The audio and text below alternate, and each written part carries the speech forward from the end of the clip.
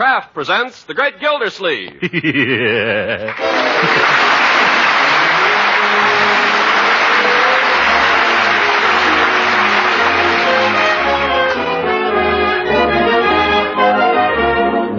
The Kraft Cheese Company will also bring you Bing Crosby every Thursday night. Present each week at this time Harold Perry as The Great Gildersleeve, written by John Whedon. We'll hear from The Great Gildersleeve in just a moment. Well, Christmas is still a few days away, but I imagine in most of your homes the festivities have already started for the youngsters. Yes, with the kids on vacation, there are probably plenty of parties and occasions when friends drop in. And that calls for a well-filled cookie jar. Yes, and a big bowl of popcorn now and then. So here's a tip. For cookies that fairly melt in your mouth, try making them with parquet margarine for the shortening. You see, besides being grand for table use as a spread for bread and seasoning for hot vegetables, parquet, when used as a shortening, adds delicate extra flavor to all baked foods. Try parquet melted over popcorn, too, and just watch the youngsters go for it. Best of all, these Christmas treats aren't expensive when you use economical parquet. So get your holiday supply of parquet margarine tomorrow and surprise the youngsters with the best holiday cookies and popcorn they ever tasted. Just ask your dealer for parquet, P-A-R-K-A-Y, parquet margarine made by Kraft.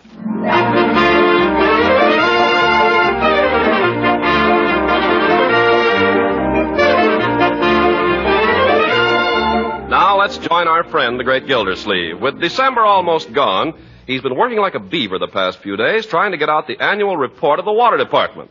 That's why we find him now in his office asleep at 9 o'clock in the morning with his head buried in the annual report and his arms sprawled across the blotter, while through his troubled dreams run thoughts of this happy holiday season.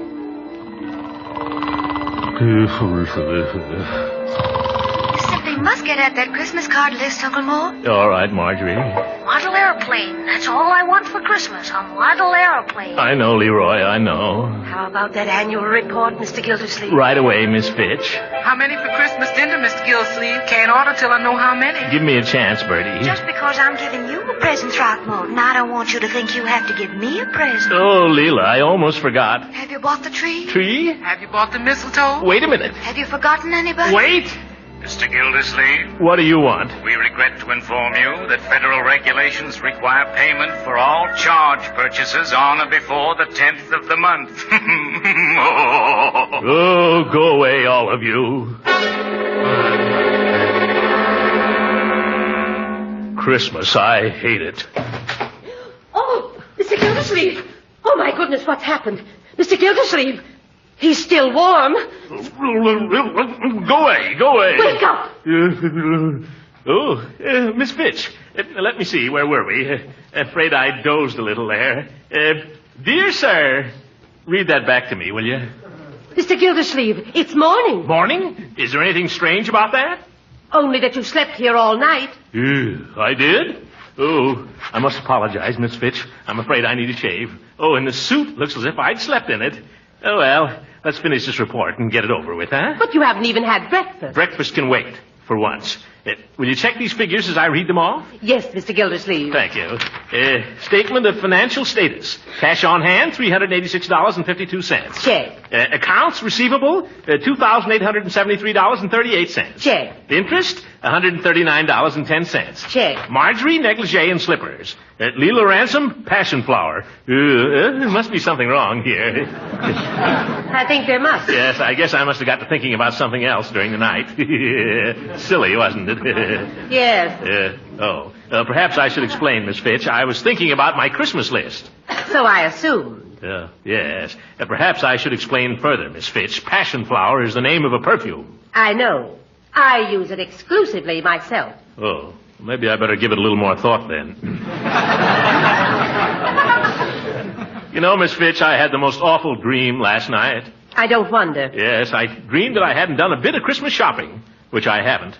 But I also dreamed that it was the day before Christmas. I want to tell you I was frantic. Mr. Gildersleeve, I don't want to spoil your dream, but it is the day before Christmas. What? It can't be. But it is. What happened to all those other days? There's a whole week I've lost track of. You've been working too hard. You've been going around here in a fog. Oh, but I haven't bought a single present. I haven't had breakfast. Haven't even had a shave. Oh, this is really going to be one of my bad days.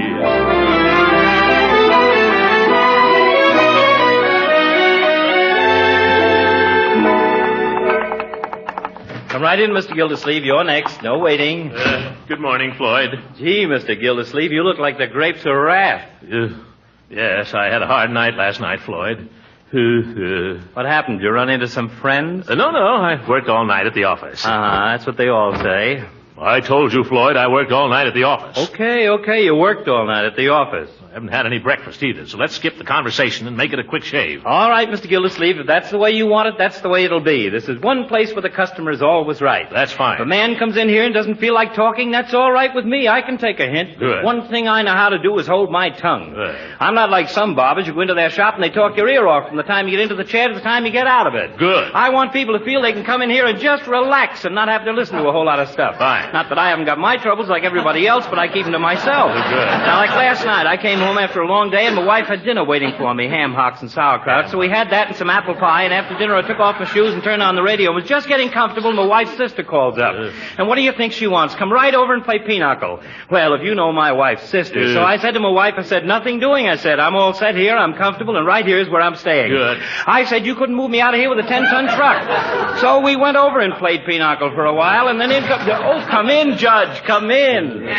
Just finishing up with Mr. Gildersleeve here. He hasn't even started on me yet. Why, I'll have you shaved in 2 shakes. See that you don't, brother. I thought I'd find you here, Gildersleeve. How are you, Judge? What's on your mind? I just dropped in to serve notice on you, Gildersleeve, that after your recent performance, I'm not giving you any remembrance this Christmas. And please do not embarrass me by giving me any. Good day. Good day. Wait a minute. I don't know what you're talking about, Horace. I haven't seen you in a week. I've been very busy. Yeah, I'll say you've been busy. Busy over at Mrs. Ransom's. Judge, I haven't even had time. Don't deny it.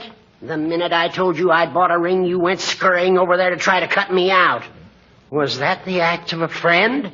Well, Judge, the best laid plans of mice and men gang after glay. Yeah, that's Scotch. What's the matter? Did she turn you down? Wouldn't you like to think so? Well, she didn't. She merely asked for time to consider. It's the same thing. If she considers it, she won't do it. When is she giving you her answer, Judge? As soon as she gets back from Savannah. Savannah? Now, that'll show you how innocent I am, Judge. I didn't even know she was going to Savannah. Now, don't try to give me that. You know as well as I do that she's going home to see her brother. On my word, Judge, I told you I've been busy this week. I haven't seen anybody. I don't know what your game is, Gildy, but this time it isn't going to work. I know all about Leela's plans, and I intend to be out at that airport today at 12 sharp to see her off. So do I, Judge, and thanks for the tip. 12 o'clock at the airport, is it? Well, if it hadn't been for you, I might have missed saying goodbye to her. Yeah. Gildersleeve, I've borne a lot from you, but this is the last straw. You now place me in the unpleasant position of having to ask you hereafter to do me the favor not to speak to me. Oh, anything for a friend, Judge. You know that. Huh. Floyd, Merry Christmas. Bye, Judge. Same to you. Floyd, get going. I got a lot of ground to cover between now and Christmas.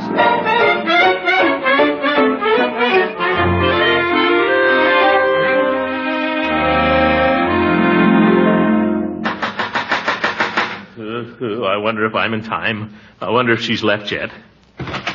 Leela, have you left yet? Well, of all people, Mr. Gildersleeve. Leela, why didn't you tell me you were going away? I didn't suppose you'd care whether I came or went after the way you treated me last Saturday. I can explain that, Leela. You see? Pray, don't bother. I'm hardly in the habit of having gentlemen run out on me without so much as a by your leave. Leela, let's talk this over. Aren't you going to invite me in? Well, if you're going to break my door down, I suppose I'll have to. Thank you. I'm leaving right away. I've got all my bags packed, and I'm expecting a gentleman to call for me any minute. I know. Hooker. I'm not saying who it is, but he's more of a gentleman than you are. Leela, about last Saturday, Bertie came back unexpectedly, and I had to go down to the station to meet her. Did you ever come back? But Leela... Did I ever hear word from you all week? But I haven't had a minute. I've had to get out the annual report of the water department. And if you know what that means... I know what it means. It means you care more for your old waterworks than you do for me. All I can say is I'm glad I'm going away. Oh, now, Leela. I'm glad. I'm glad. Leela, don't be like that. Leela. Oh, help. Somebody help. Look, Leela, I bought you a present. You brought me a what? A present. A Christmas present. You see? It's got Santa Claus on it. You see, he's waving to you. Go on, wave to Leela, Santa. Oh, Throckmorton, you're such a fool. And you didn't forget, did you? Forget? How could I forget? After what happened the last time I saw you. What happened, Throckmorton? Don't you remember? Certainly. I just wanted to see whether you remember. By George, if there were any mistletoe around here, I'd show you whether I remember or not.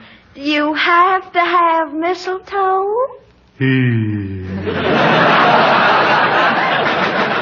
Oh, gracious. It must be time to leave. Oh, Leela, don't go to Savannah. It's not patriotic to travel now. Oh, but I have to, Throckmorton. My only brother Marvin is leaving for the Navy. Oh. Leela, we haven't got any time to lose. Come in, George. Oh, you were so sweet to call for me, Judge. Not at all, not at all. A pleasure. My bag's already here, and I have a nice surprise for you. Throckmorton's coming to the airport with us. Yeah. Well, I hope he's got his car. I'm afraid there won't be room in mine. Tell the judge we wouldn't think of crowding him, Leela. You can come with me, and he can take the bags. Oh, yeah? Well, you tell Gildersleeve for me. Nonsense. Now, we can all ride in one car. We'll put the bags in back and all ride in the front seat. Leela, you either overestimate my seat or you underestimate Gildersleeve. All right, let him take the bags up front with him. You and I'll ride him back, Leela. Oh, no. Now, we're going to be late. Who's going to carry out my bag? I've got him. You have not. I got this one first. Now, let go. Look out. Boys! No fighting now, you hear? Good idea. Throckmorton gets to carry the suitcase and the hat box, and Horace gets the overnight case. Oh, Throckmorton gets everything. Say, don't forget your present, Leela. Oh, gracious, Throckmorton's present. Pick it up when you come, will you, Judge? This thing? Be careful of that, Hooker. Come on. The plane leaves in half an hour.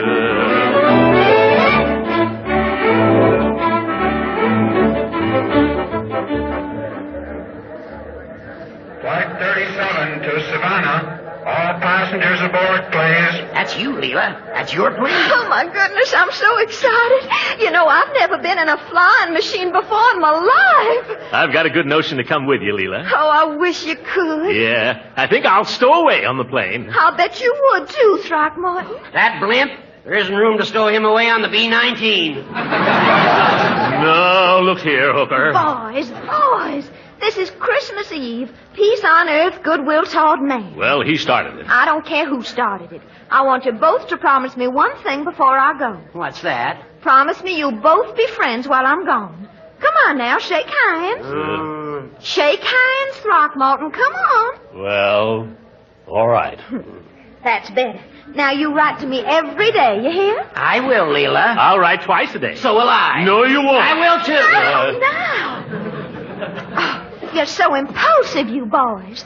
I want you to do me another favor. Anything you say, Leela. I want you both to spend Christmas together just thinking about me. Mrs. Ransom? Yes? We're holding the plane for you. For me? Oh, how nice. I'll be right along. Oh, my, isn't he handsome in his uniform and all? I wonder if he's going, too. Goodbye, Leela. Oh, goodbye, Throckmorton. I'll be waiting for your answer, Leela. My answer? Oh, yes.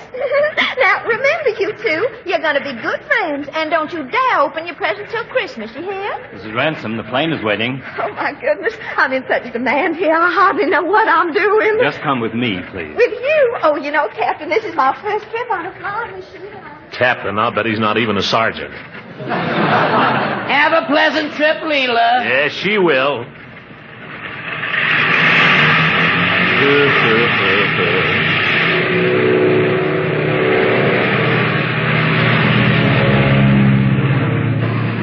Well, there she goes. Yeah, she'll soon be 5,000 feet in the air. Yeah, that's right. Oh, dearie me. Now, isn't that too bad? What? Something I forgot to give her. Huh? Your Christmas present for Leela. I'm still carrying it.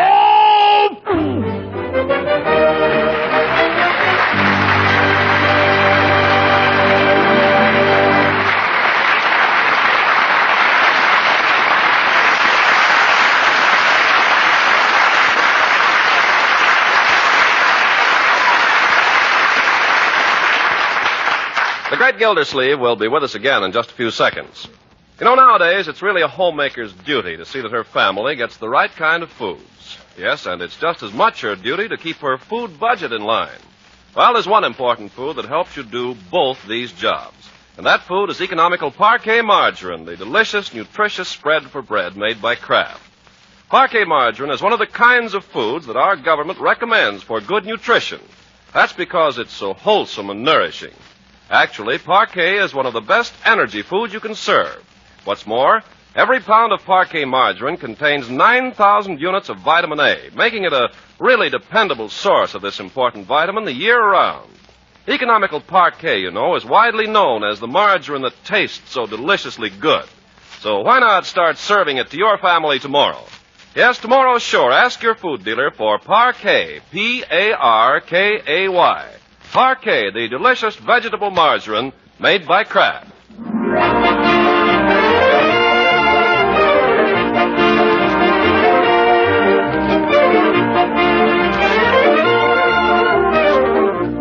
Now let's see what's happened to the Great Gildersleeve. After a frantic 3-hour battle in Hogan Brothers department store, he bursts out of the store with his arms full of bundles and his hat over his ear. Christmas. There ought to be a law against Christmas. Oh, there, Gildersleeve. Merry Christmas. Merry Christmas, Dr. Pettibone.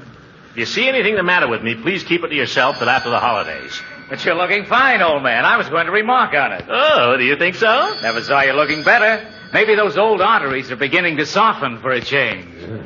Pettibone, I'm in no mood for the humor of the dissection room. Oh, come, Gildersleeve. A cheery smile will do more for your digestion than all the Epsom salts in the world. Come on, Gildersleeve. Let me hear you say ha-ha. Ha-ha. Oh. You can do better than that. Come on. Ha ha ha ha. That's better.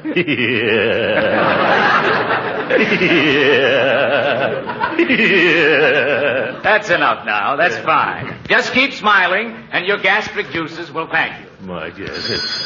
Let me see now. I got a present for everybody except Judge Hooker. That's fine. Well, hi, George. It's beginning to feel like Christmas. Yeah. Hooker. Da-da-dee-da-dee-da. Well, I wonder if I should break down and get Hooker a present. After what he pulled on me this afternoon, I know, but maybe he really did forget to give Leela that package. After all, this is Christmas. No time to bear a grudge. He isn't going to give me a present, though. I heard him say so. Yeah, but you can't trust him, Gildersleeve. He's just sneaky enough to go and do it. I could give him a little present, not a very good one. I could stop in here and get him something kind of cheap at the drugstore. I think I will. I'm dreaming of a white Christmas just like you were. Oh, hello, Mr. Gildersleeve. Hello, P.B. I didn't know that you were musically inclined, P.B. Well, no, I wouldn't go so far as to say that. I do find myself humming a tune occasionally when I'm alone here in the shop. Oh, you know what they say. It's music makes the world go round. Or is it love? Did you ever listen to this fellow Crosby, Mr. Gildersleeve? Crosby? Oh, yes, yeah. Quite a singer. One of the best. As a matter of fact, I've been compared to him once. Well, I was. Usually I like to listen to him on Thursday night. So does Mrs. Peavy. Oh, Mrs. Peavy's a music lover, too, huh? Oh, yes. As a matter of fact, one of the things I'm giving her for Christmas is an album of records. Selections by John Philip Sousa. Yes. He happened to be playing at the Steel Pier when we were on our honeymoon. Oh.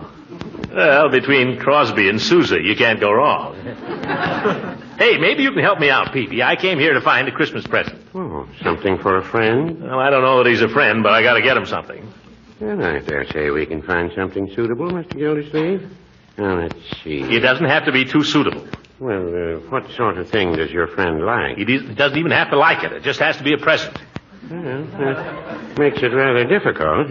If you could give me some idea. Well, I'll tell you. I'm buying it for Judge Hooker. Judge Hooker? Well, it's a small world, Mr. Gildersleeve. Oh, is it, Peavy? Would you believe it? Judge Hooker was in here not over an hour ago selecting a present for you. Oh, so this is the kind of place he comes to buy me presents, is it? I think you have a pleasant surprise in store for you, Mr. Gildersleeve. This gift is not the sort of thing you'd expect to find in a drugstore. I'd like to know anything you wouldn't expect to find in a drugstore. Tell me, Peavy, what did he buy me? Oh, well, no, I'm afraid I couldn't tell you that. Professional ethics, you know. But I want to know how good a present to buy him. At least you can tell me how much it cost. No, but I believe I can say without betraying any confidence that it was under $5. Good. Now we're getting someplace. What have you got for an old goat that costs less than $5? Well, I've got a special on a fountain pen set here. You see, it says double-barreled, self-filling, iridium point, streamlined lucite case, special patented clip, indestructible, guaranteed to last till eternity. Is it any good? It's all right.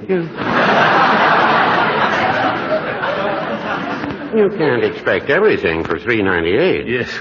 You say it's guaranteed to last till eternity. Well, how long is that? 10 years? Well, no, I wouldn't say that.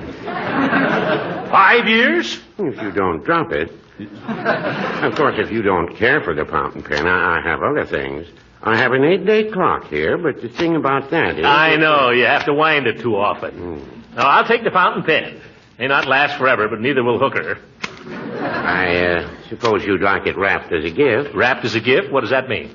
Take the price tag off. Oh, yeah, wait a minute. Does this pen cost more than the present the judge is giving me or less? Well, the pen is slightly more expensive. Then leave the tag on it. I'll just take it as it is.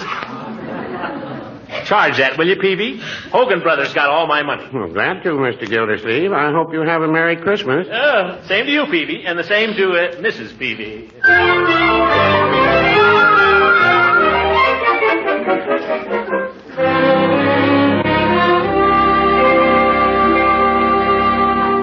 You know, Leroy, maybe it's this green bulb that's making the trouble. It do look a little tired. Why don't you unscrew the bulb and stick the screwdriver in there? Oh, never do that, my boy. You could blow out every fuse in the house. Besides, you can get a nasty shock that way. Well, that's what the electrician did when he fixed the lights last year. I saw him. Well, those electrician fellows are immune to electricity. Let me have that other bulb there, will you, Bertie? Yes, sir. You know, Mr. Gildersleeve, when my vacuum cleaner starts acting up, I got a sure cure for it. Well, a vacuum cleaner is not like a light circuit, Bertie. Well, maybe not, but to me, all them electrical things is about the same. Goes in there and comes out here, and you better stay out of the way. Well, the trouble here doesn't appear to be the green bulb. What is your cure, Bertie? Well, sir, I pull the plug out, and I turn it around, and I shake the bag 3 times and put the plug back. It ain't never failed yet.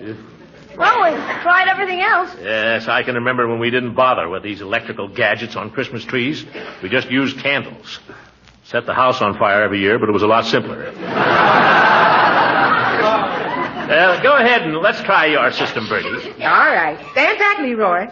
Now, pull the plug, turn it around, shake the cord. 1, 2, 3. Put the plug back. Well, I'll be. Bertie, you're a genius. Marjorie, come on in and see the beautiful tree. Oh, it's beautiful. Let's turn off all the other lights and see how it looks. Hey, that's super. Oh, it's lovely. Isn't it, Uncle Mort? Yes, it is. It's lovely. That's the prettiest tree I ever saw in my life. Reminds me of the World's Fair. Well, it's not as big a tree as we've had other years, but when you think of all the people who aren't going to have any Christmas tree at all this year. You know what gets me? Every year, Uncle Mort says, well, don't expect much this year, kids. We're going to have to cut down and just have a very small Christmas. I know. And every year seems like there's more presents than ever. Oh, Uncle Mort, you've been so good to us.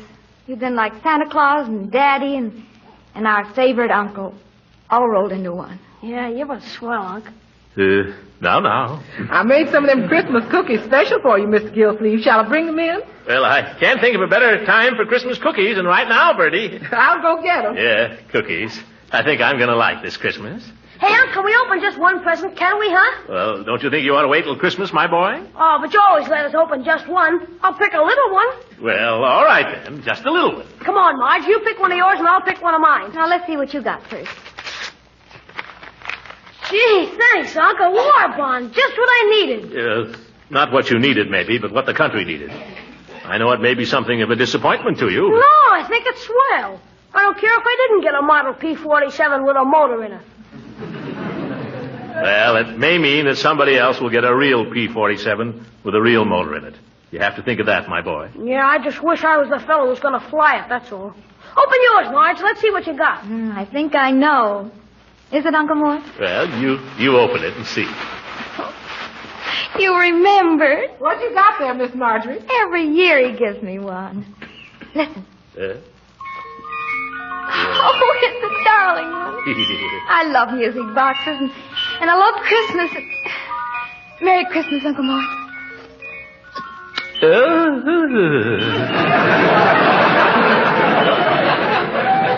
Merry Christmas, my dear. Who's that? I'll go. Maybe it's Santa Claus. Well, for goodness sake, come in, Judge. Good evening, Bertie. Merry Christmas. Merry Christmas to you, Judge. Hello, Leroy. Hi. Hello, Marjorie. Merry Christmas, Judge. Would you be good enough to ask your uncle, Marjorie, whether he's in? Ask the judge whether he's blind. Oh, so that's your attitude. Well, you may recall, Throckmorton, that we gave a certain lady our promise that during her absence we would be friends. Yes, I recall it vaguely. Well, I, for one, am a man of my word. It's customary for friends to exchange tokens this holiday season. For that reason, and for no other, I have brought you a slight gift. Here. Oh. Well, now that you mention it, I have one for you. There.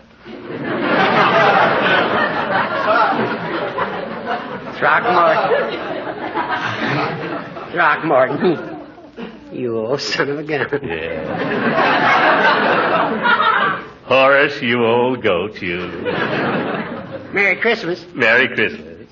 By George, now it is a Merry Christmas. Throckmorton, what do you say we open each other's presents, huh? Okay. Let's do it. I just can't wait. Oh. That everlasting fountain pen. Ooh, that 8-day clock.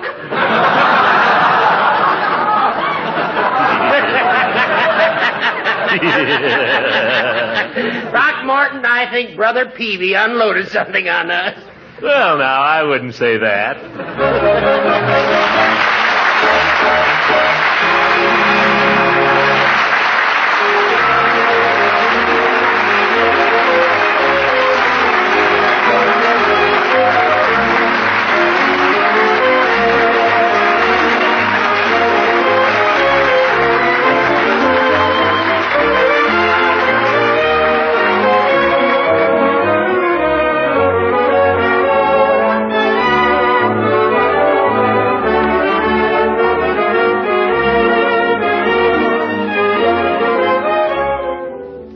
On behalf of the Kraft Cheese Company and the cast of our program, I'd like to wish all of our listeners a very Merry Christmas and the happiest possible New Year.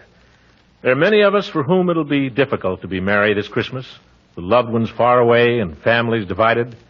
But let's try to keep up the Christmas tradition for the sake of the men who are fighting to preserve it. And to those men also fighting in foxholes and slit trenches, on the sea and in the air, north, east, south, and west, we also send our Christmas good wishes. God bless you all. Good night, everybody. Original music heard on this program was composed and conducted by Billy Mills. This is Ken Carpenter speaking to the makers of Kraft Cheese and inviting you to tune in again next week for the further adventures of the Great Gildersleeve.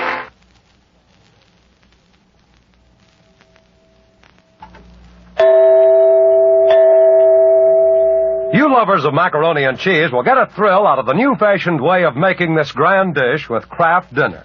A package of Kraft Dinner contains special macaroni which cooks up fluffy and tender in just 7 minutes. And the Kraft Dinner package also contains some Kraft Grated, which supplies the grand cheese flavor.